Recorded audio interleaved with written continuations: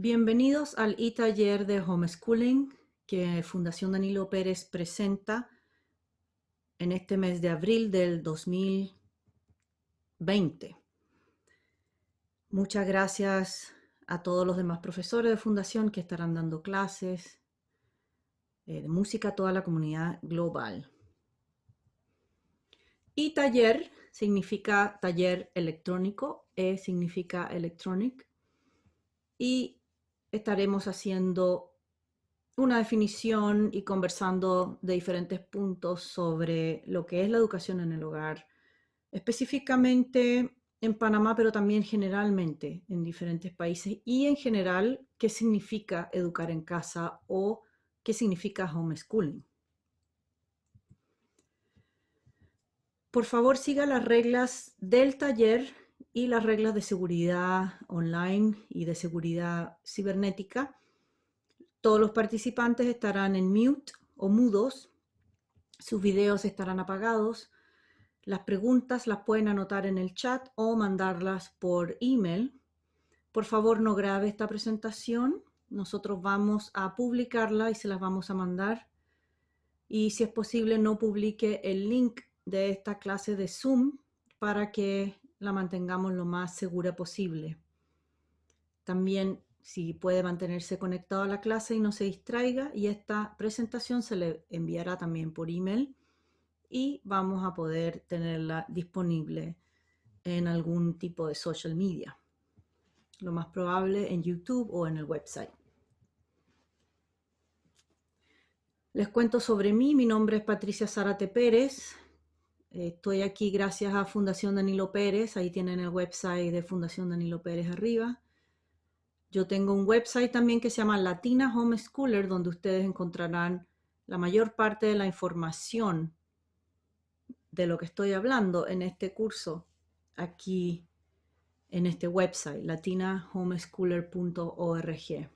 Y si quieren saber más de mí, mi website personal es patriciazarateperez.com. Nosotros tenemos una familia de músicos, llevamos 16 años en este 2020 haciendo homeschooling a nuestros 3 hijos. Tenemos 2 hijas, una de 14, otra de 16 y un hijo de 9 años. Somos una familia trilingüe, le llamo yo bilingüe porque hablamos español e inglés, pero también hablamos una tercera lengua, Spanglish. También organizo conferencias para homeschoolers y ahora estoy, abriendo estas conferencias para todo tipo de familias, homeschoolers y no homeschoolers. Vamos a tener 4 clases esta vez de homeschooling. La primera, donde vamos a hablar sobre qué es la educación en el hogar y cosas más generales. La segunda, donde vamos a seguir hablando sobre cosas generales de la educación en el hogar. Y si es posible, nos vamos a enfocar en niños de 0 a 12. La tercera semana vamos a seguir hablando sobre estudios académicos, educación gratis, actividades para jóvenes de 12 a 18 años. Y en la cuarta vamos a estar respondiendo a diferentes preguntas y conclusiones que hemos sacado en estas 4 semanas. Aunque esto es un outline de lo que vamos a hacer, no significa que vamos a pasar todo esto en la semana que es, sino que vamos a estar viendo muchas diferentes cosas todas las semanas. Por ejemplo, vamos a definir y redefinir en todas las semanas qué significa la educación en el hogar. Vamos a hablar de actividades en todas las semanas y todas las ocasiones, y también vamos a estar tratando de responder a sus preguntas todas las semanas si es posible. Pero, ¿qué es el homeschooling? Vamos a tratar de definir homeschooling. Definirlo no es algo fácil porque homeschooling es algo bastante fluido, que significa muchas cosas para diferentes tipos de personas. Homeschooling o educación en el hogar o educar en casa es el proceso mediante el cual se educa a los niños en el hogar fuera de las instituciones tanto públicas como privadas. Durante el curso estaré utilizando cualquiera de estas maneras de decirlo y en todas las ocasiones me refiero a lo mismo. La educación en el hogar ha existido desde el principio de la humanidad. Siempre esta manera de enseñar fue la única que se hacía en las familias y en la sociedad hasta que empezaron las escuelas públicas hace poco más de un siglo. Así que esto es algo que ha existido durante toda la historia de la humanidad y es anterior a nuestro sistema actual de educación pública o privada. No existe, como mencionaba anteriormente, una familia homeschooler típica. No existe el modelo talla única. Yo no les voy a poder decir hoy esto es homeschooling y punto. Nada más es homeschooling, o meterlo en una cajita y decir estos son los límites del homeschooling. Porque el homeschooling se define dependiendo a los padres. Los padres son los que formulan los planes de aprendizajes individualizados para cada uno de sus hijos, dependiendo de los niños y dependiendo de la familia. Cada familia tiene su propia agenda personalizada para satisfacer sus necesidades y las necesidades de los niños. Todos los niños son diferentes. Y a diferencia de las escuelas públicas o privadas, no hay en realidad una comercialización para atraer a los padres a la educación en el hogar. O sea, no hay, por ejemplo, propaganda sobre esto. La manera en que a menudo se origina es a través de la conversación con otros homeschoolers. En este caso, esta clase es como se podría originar en alguna familia el interés por hacer homeschooling. Las redes sociales, el website y la abundancia de libros que escriben los educadores en el hogar.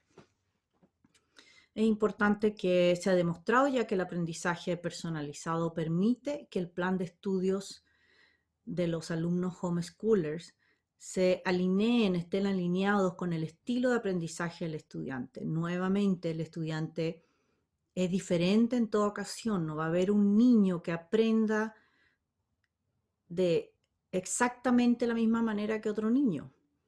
Y ese es uno de los motivos por qué las familias prefieren hacer homeschooling en las escuelas públicas, privadas. A todos los estudiantes se les enseña de la misma manera.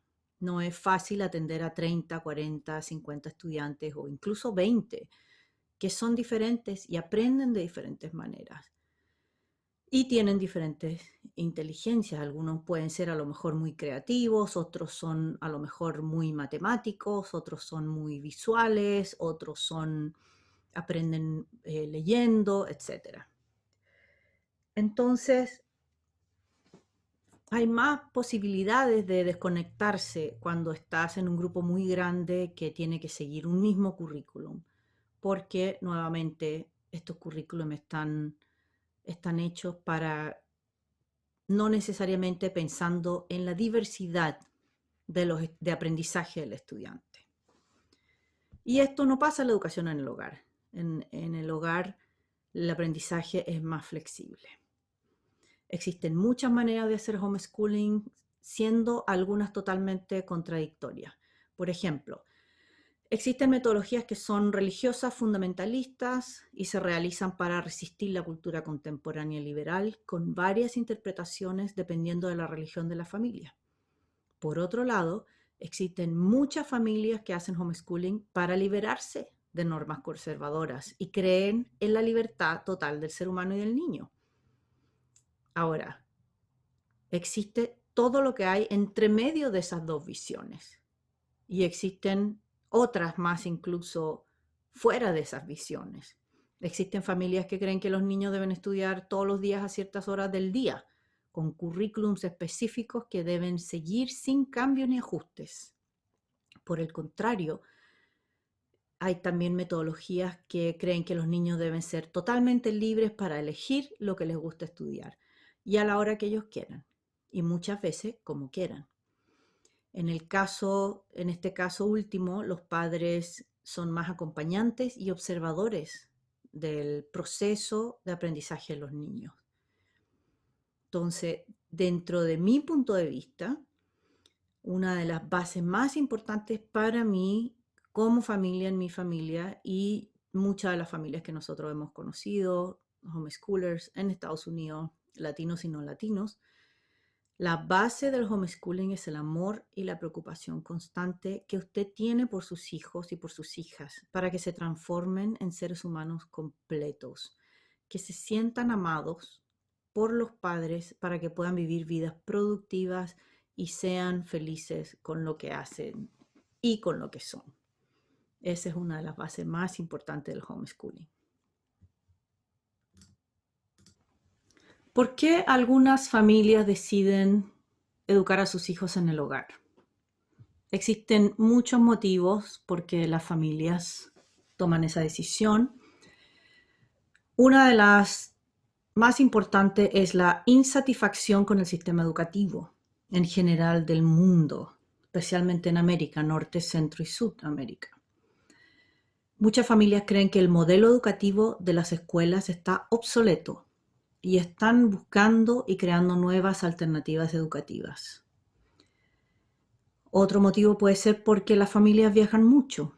A lo mejor es una familia de músicos, como nosotros, o militares, o diplomáticos. Muchas familias que viajan deciden educar a sus hijos en el hogar para mantener la flexibilidad de seguir viajando, incluso de viajar con ellos y mantener la familia unida, no importando el viaje o la cantidad de tiempo por la que van a estar viajando. Otro motivo por qué las familias quieren hacer homeschooling es la religión. Muchas familias desean que sus hijos se eduquen con una creencia religiosa específica y con un currículum que refleje sus valores religiosos. Otro tipo de motivo es las especialidades, por ejemplo, las artes, los deportes. Hay familias que prefieren educar a sus hijos para que desarrollen diferentes especialidades en las artes, en los deportes o en otras actividades que requieran de mucha práctica diaria, 5 o 6 horas diarias, 3, 4 horas diarias y que no podrían hacerlo si van a una escuela. Hay otros casos especiales, como por ejemplo muchas familias que tienen niños que tienen autismo, síndrome de Down o déficit atencional y encuentran que el sistema educativo no es adecuado ni inclusivo para educar a los niños con algunas necesidades especiales que necesiten más atención u otro tipo de necesidades. Culturas indígenas pueden decidir hacer educación en el hogar porque prefieren educar a sus hijos en un ambiente familiar, comunitario, en sus comunidades para mantener sus culturas, que muchas están en peligro de extinción gracias a factores geográficos ambientales. Y a lo mejor estas familias quieren seguir hablando sus lenguas originarias y mantener sus rituales, mantener sus culturas, su grupo social. Y bueno, la nueva categoría que se acaba de abrir recientemente es la categoría de la pandemia. La categoría recién llegada a los motivos de por qué ahora debemos hacer homeschooling.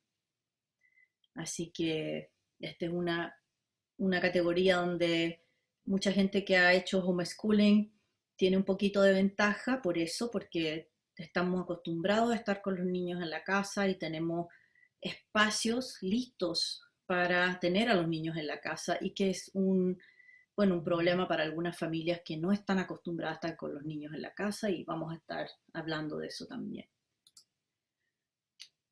Ok, esta es una pan de idea. Pan de idea es, como les había mencionado antes, es una idea para practicar la educación en el hogar en tiempos de pandemia.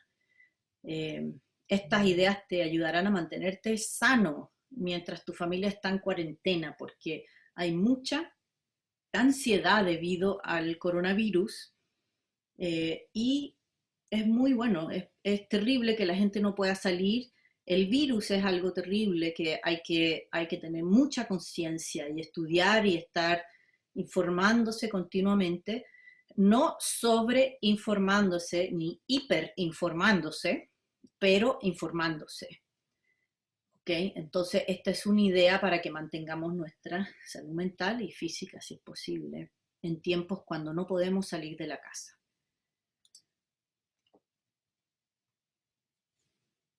Entonces, aquí tengo una idea. Una de las ideas es, Mantén un horario en tu casa donde anotes lo que pasará en el día, si es posible a cada hora, pero también debe ser flexible. Y esto es algo muy importante en mi proceso de homeschooling, ha sido fundamental, porque los niños requieren guía, a pesar de que nosotros hacemos lo que se llama unschooling o desescolarización, que es algo bastante libre, donde ellos eligen sus clases y ellos en el fondo eligen lo que van a hacer durante el día. Eh, de todas maneras, nosotros tenemos un horario. El horario está pegado en la cocina literalmente y cada uno tiene una copia de su horario en cada uno de sus cuartos. El horario puede ser tan simple o tan complejo como usted quiera. El horario, por ejemplo, acá yo tengo un ejemplo horario en el slide y dice de 7 a 8 a.m. levantarse, lavarse y ordenar el cuarto. Ahora eso puede sonar muy básico, algo muy básico para nosotros, pero para mi hijo de 9 años, lavarse y ordenar el cuarto es algo que se le olvida a veces o a veces no lo quiere hacer. Entonces es muy importante que yo le recuerde y él lo pueda leer apenas se levante y que literalmente escuche la voz de mamá diciéndole, oye, te levantaste, por favor lávate los dientes, date una ducha, ordena el cuarto antes de ir a tomar desayuno. De 8 a 10 a.m., tomar desayuno. Y también puede ser algo muy obvio para nosotros, pero nuevamente para un niño de 8 años que no está preocupado de comer, sino que está solo preocupado de ir a jugar, él puede levantarse y ponerse a jugar de una vez, hasta que son las 12 del día y uno le pregunta, oye, ¿y tú qué has hecho? Y no ha hecho nada, ni siquiera ha comido. Entonces, nuevamente, tomar desayuno de 8 a 10. Y aquí puse un pequeño recordatorio. Conversa con tus hijos. Esto es algo también muy básico, pero ahora que estamos en tiempos de pandemia, nosotros con mi esposo estamos haciendo un esfuerzo sobrehumano para conversar temas importantes que le interesen a nuestros hijos. Especialmente, bueno, tenemos uno de 9 y otros de 16 y 14, entonces están como en dos generaciones diferentes y tienen temas muy diferentes que conversar. Entonces lo que hacemos es tratar de preguntar cosas e incluso a los tres, cuando estamos con los tres y tenemos que conversar todos juntos en la mesa, nos ha resultado muy bien que mi esposo y yo contamos historias increíbles de nuestras vidas. Por ejemplo, cuando llegamos a Estados Unidos la primera vez y cómo no teníamos dinero y cómo nos arreglábamos. Cuando nos conocimos por primera vez y todo el proceso de hacernos novios. Cuando ellos nacieron, por ejemplo, cómo fue el proceso cuando yo quedé embarazada y cómo me sentía y qué me dolía y qué podía hacer y qué no podía hacer. O sea, estos son momentos para que ustedes, los padres, les cuenten su vida a sus hijos. Y puse yo el desayuno de 8 a 10 a.m., porque las conversaciones se pueden extender a 2 horas. Y estas son conversaciones que son súper necesarias y ahora en tiempo de pandemia, cuando estamos todos en la casa y necesitamos esta sanidad, es muy importante que nosotros les contemos a nuestros hijos tal vez las cosas que hemos pasado para llegar a tener, para que ellos lleguen a tener todos los privilegios que han tenido. Conversa con tus hijos. Bueno, después tengo de 10 a 1 una actividad académica. Leer, hacer una tarea, jugar un juego académico, trabajar en el huerto, plantar un árbol, aprender una canción con los números, etcétera, etcétera, etcétera. Y ahí me falta cerrar el paréntesis, pero bueno, ustedes entienden.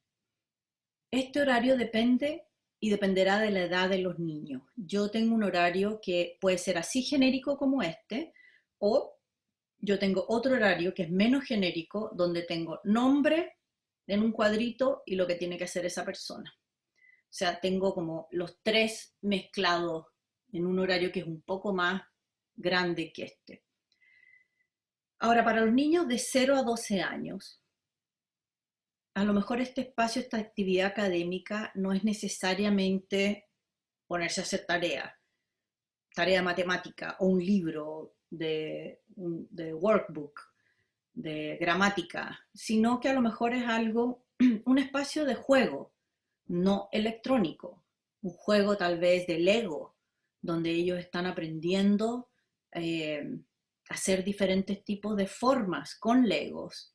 A lo mejor es un juego de bloques, donde ellos están aprendiendo diferentes, como hacer no sé, una casita. A lo mejor es una casita de muñecas donde los niños o las niñas están aprendiendo a, eh, a jugar diferentes roles. A lo mejor es un espacio para leer con papá o mamá, o incluso leer por internet con algún pariente o algún amigo. Ahora que estamos con la pandemia y no podemos salir, y a mí me gusta mucho llevar a los niños a la biblioteca porque a ellas les gusta mucho, tenemos un sistema de biblioteca muy bueno aquí. A lo mejor, bueno, de hecho no podemos salir a la biblioteca, por lo tanto tenemos que inventar nuevas maneras de leer. Y supongamos que una vez a la semana o 2 veces a la semana o durante esta hora el abuelito o la abuelita o la tía o la sobrina o el primo más grande quiera pasar un tiempo y leer un ratito con el niño o con la niña, o leerle un cuento. Si viven en espacios rurales, por ejemplo, quieres aprovechar y salir a caminar y enseñarle a tus hijos algo que tú sepas. Recuerden que todos nosotros somos más grandes y algo sabemos de la vida. A lo mejor sabemos un poquito sobre cómo se llaman los árboles, un poquito sobre cómo se llaman las rocas, qué tipo de rocas son.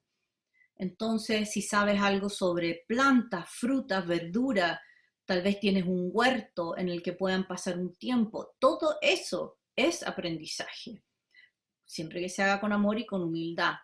Incluso si eres médico, puedes enseñarle a tus hijos sobre ciencia dependiendo de la edad. Si eres más pequeño, a lo mejor tu abuela o tu abuelo médico o tu tío médico te puede enseñar las partes del cuerpo. Tenemos que pensar que la mayoría de nosotros tenemos muchas personas alrededor que tienen diferentes profesiones y que saben de diferentes cosas. Y mucha de la gente que te quiere y que es parte de tu familia no va a tener un problema con estar por 10 minutos con tu hija o con tu hijo, o por 1 hora o por 40 minutos o lo que aguante el niño, enseñándole algo. Tenemos que sacarle provecho a la educación que tenemos nosotros y que tenemos también a nuestro alrededor. Si los niños son más grandes, pueden repasar las partes del cerebro y sus respectivas funciones. Esto pasa, yo lo digo por experiencia propia, porque mi madre es neuróloga en Chile y, bueno, cuando está hablando con mi hijo de 9 años, le habla de una forma y le habla de cosas mucho más generales. Cuando habla con mis hijas de 14 y 16 años, le habla de cosas mucho más profundas sobre lo que es la neurología. Entonces, por ejemplo, otra cosa, yo ahora en este minuto le estoy enseñando a pelar verduras a mi hijo de 9 años. Entonces, eso para mí es una actividad académica. ¿Por qué? Porque estoy enseñándole al niño a utilizar un pelador. El niño, para poder utilizar el pelador, tiene que tener una actividad motora fina, muy buena, y se le está ayudando a desarrollar esa habilidad motora fina, porque además yo le dije, estamos en tiempo de pandemia, no puedes tener ningún corte porque nadie puede ir al médico y no puede haber ningún accidente, entonces tienes que concentrarte mucho en esto que estás haciendo.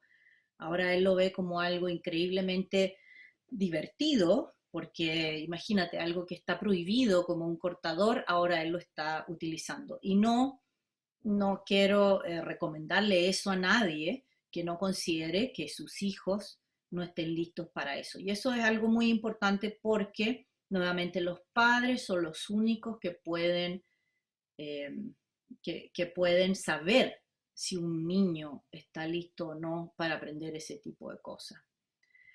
También él está aprendiendo a cocinar, está aprendiendo a hacer pasteles y esta es la única oportunidad que él va a tener para hacer eso. Entonces, después de una 3 hay un almuerzo, un descanso nuevamente, otro espacio para conversar con tus hijos, pueden escuchar música incluso después de que comen, pueden hablar de libros, pueden todos leer un libro y eh, ver qué es lo que piensan los niños del libro, qué piensas tú del libro, a lo mejor pueden discutir una película que vieron, hacer un poema entre todos, etc. Después de 3 a 5 nuevamente una actividad académica, después de cena y ver una película. O si no ven película, hacer alguna otra actividad en conjunto. Pero este es un ejemplo de lo que puede ser un horario. Eh, bueno, pero ustedes van a poder hacer un horario mucho mejor cuando empiecen a notar qué es lo que a los niños les gusta, qué juegos académicos pueden utilizar y yo voy a estar también mostrando mucho de estos juegos académicos, muchas diferentes actividades para hacer. Bueno, seguimos y me gustaría mostrar algunas estadísticas de lo que es el homeschooling en Estados Unidos. Más que nada, me gustaría mostrarlas porque esta es una manera de ver qué es lo que es el homeschooling, cuáles son los efectos del homeschooling, cuál es el crecimiento del homeschooling, qué niños, qué familias hacen educación en el hogar, etcétera. Y bueno, lo hacemos de Estados Unidos porque es uno de los países que tiene más estadística, donde más se ha estudiado y la mayoría de estas estadísticas vienen de una organización que está dedicada solo a estudiar el homeschooling. Entonces ellos tienen muchas de estas estadísticas publicadas en todo el internet y yo las recopilé. No se ve muy bien el gráfico, pero podemos ver perfectamente que en esta tabla de crecimiento de la educación en el hogar de Estados Unidos, vemos que en el 20, un poquito antes del 2020 ya habían 2.3 millones de familias que hacen homeschooling aquí en los Estados Unidos. Ahora esto se está haciendo cada vez más en diferentes países, en toda América y en diferentes partes del mundo también. Ustedes van a ver que registrados en 1970 habían solo 13 familias que estaban haciendo homeschooling. En 1970, yo diría incluso a fines de los años 60, es cuando empieza la revolución del homeschooling aquí en Massachusetts, donde yo vivo. Y por eso es que también está tan desarrollado el homeschooling aquí, porque llevan mucho tiempo haciéndolo.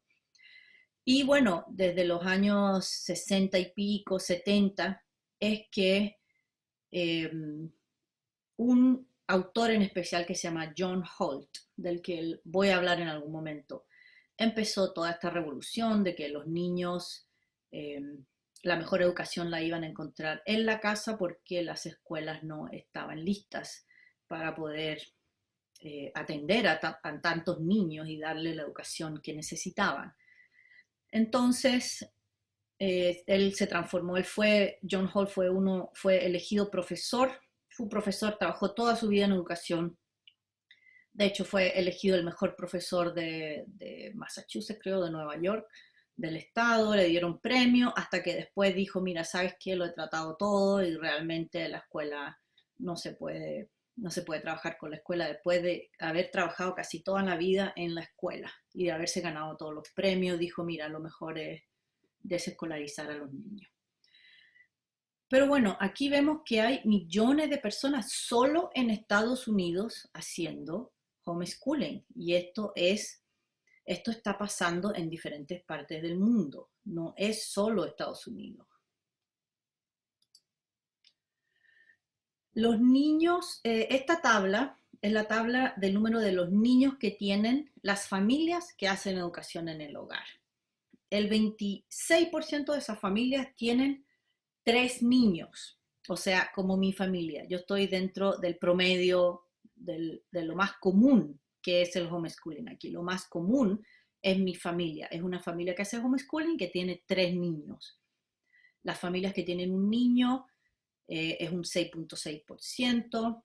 Las familias que tienen 2 niños, 25%, de 4 a 6 niños, 25.9%, y más de 7 niños, 6%. Y hay muchas familias homeschooler que tienen muchos niños, y ese es un 6%, es casi el mismo porcentaje, un poco menos el porcentaje de las familias que tienen solo un niño. Entonces digamos que mi familia está dentro de las familias más comunes que hacen homeschooling, que es la de 3 niños. Ahora, el promedio nacional de los niños